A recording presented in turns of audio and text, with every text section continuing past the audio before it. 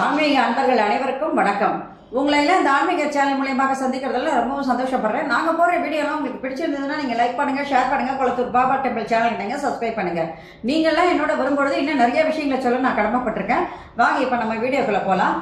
இன்னைக்கு கேதாரி கௌரி விரதம் அப்படிங்கிறத பற்றி ஒரு சின்ன பதிவு உங்களுக்கு நான் கொடுக்க போகிறேன். இந்த பதிவில் இந்த கேதாரி கௌரி விரதம்னா என்ன, இந்த பூஜையை நம்ம எப்படி அனுஷ்டிக்கணும், இதில் வந்து என்னெல்லாம் படையல் போடுறோம், இதனுடைய பலன்கள் என்ன அப்படிங்கிறத பற்றி மட்டும் ஒரு சின்ன பதிவு உங்களுக்கு தரேன்.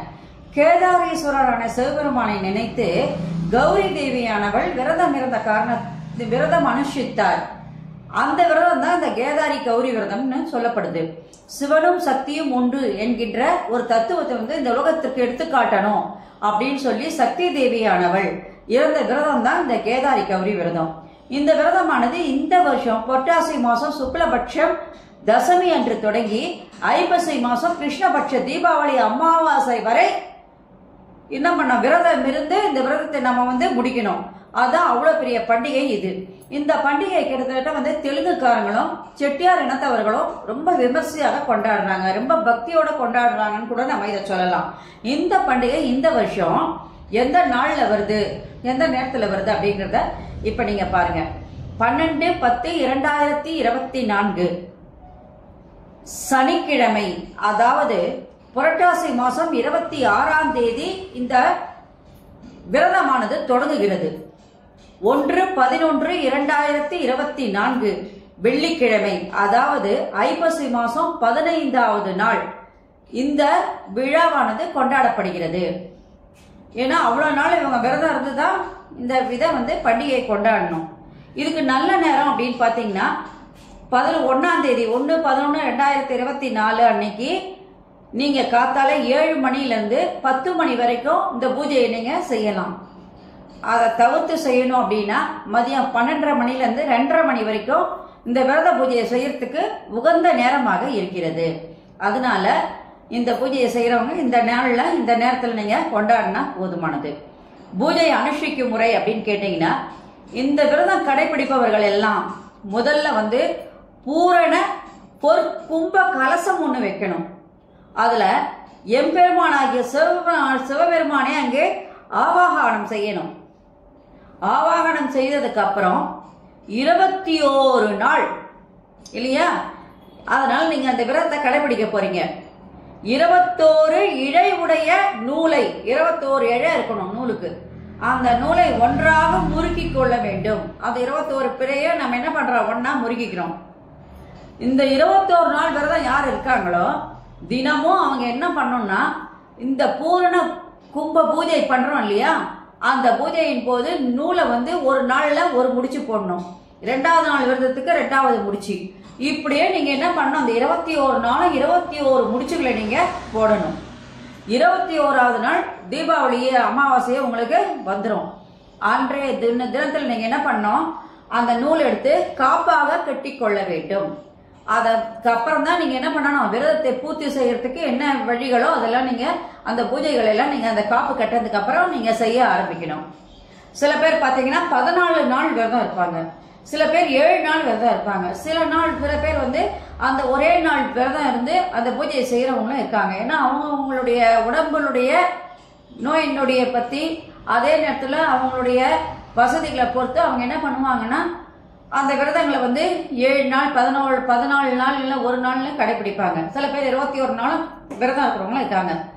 இத வந்து கலசம் இருக்குது இல்லையா, அந்த கலசத்தை வந்து நம்ம வந்து எப்படி பூஜைக்கணும்னா, அம்மி குழவி 2 எடுத்துக்கணும். இத 2த்தையுமே நல்லா அலங்கரிக்கணும். அழகா அலங்கரிச்சு அம்மி மீது இந்த குழவியை நம்ம வந்து நிற்கும்படி செய்யணும். இது ஆவுடை மீது சிவலிங்கம் இருப்பது போல நமக்கு காட்சி கொடுக்கும். சிவலிங்க மூர்த்தியை நாம் வந்து அங்க பிரதிஷ்ட பண்றோம் அப்படின்னு நினைச்சுக்கணும். இப்போ அதன் மீது இப்ப நம்ம கேதாரீஸ்வரரை ஆவாகனம் செய்யணும். அவர் அங்க கொண்டு வரணும், கேதாரீஸ்வரரை அந்த இதுல கொண்டு வரணும். பூஜையை இப்ப நம்ம வந்து எப்படி மேற்கொண்டு செய்யணும் அப்படின்றத பாருங்க. 21 நாள் விரதம் இருக்கிறவங்க அந்த இறுதி நாளில் இந்த விரதத்தை வந்து மேற்கொள்ளலாம். 14 நாள் விரதம் இருக்கிறவங்களும் சரி, 7 நாள் விரதம் இருக்கிறவங்களும் சரி, நான் ஒரு நாள் விரதம் இருக்கிறவங்களும் அந்த கடைசி நாள்ல நீங்க விரதத்தை கடைபிடிக்கும் போது நீங்க என்னெல்லாம் செய்யணும், படையல்ல போடணும்னா 21 பழங்கள் வைக்கணும். 21 பழங்கள்னா ஒரே பழம் 21 கிடையாது. 21 வகையான பழங்களை நீங்க என்ன பண்ணணும், அங்க வைக்கணும். 21 பழங்கள், 21 பட்சணங்கள். 21 பட்சணங்கள்னா 21 வகையானது. நீங்க என்ன பட்சணங்கள் வேணாலும் வீட்டுல வடை, பாயசம், அப்பம், அவிழ், பொரி, கடலை எது எது பண்றீங்கன்னா 21 பட்சணங்கள். அது எல்லாமே 21 எண்ணிக்கையில நீங்க அங்க வச்சிடுறீங்க. இதுக்கப்புறம் தேங்காய், பழம், பூ, வெத்தலைப்பாக்கு இதெல்லாம் நீங்க அந்த படையல்ல வச்சுட்டீங்க. வச்சுட்டு 5 முக தீபம், கண்டிப்பாக நெய் தீபம் நீங்க ஏத்துறீங்க. நெய் தீபத்தை ஏத்திட்டு வீட்டுல இருக்கிற எல்லா படங்களுக்கும் அழகா நீங்க மாலைகள்லாம் போட்டு அலங்காரம் பண்ணி உட்கார வச்சுட்டீங்க. இப்போ வில்வம் எடுத்துக்கணும். நிறைய வில்வம் எடுத்து அந்த வில்வத்தினால தான் நம்ம என்ன பண்ணணும், மற்ற பூக்களை விட வில்வத்தால இந்த சிவன் பார்வதி 2 பேருக்குமே, அந்த கௌரி 2 பேரும் உட்கார வச்சிருக்கீங்க இல்லையா, அதனால சிவன் பார்வதி 2 பேருக்கும் 108 போற்றிகள் சொல்லி நீங்க வழிபடலாம். சில பேர் என்ன பண்ணுவாங்கன்னா 1008 போற்றி சொல்லுவாங்க, சில பேர் 1008 போற்றி சொல்லுவாங்க. அது அவங்க விருப்பத்தை பொறுத்தது.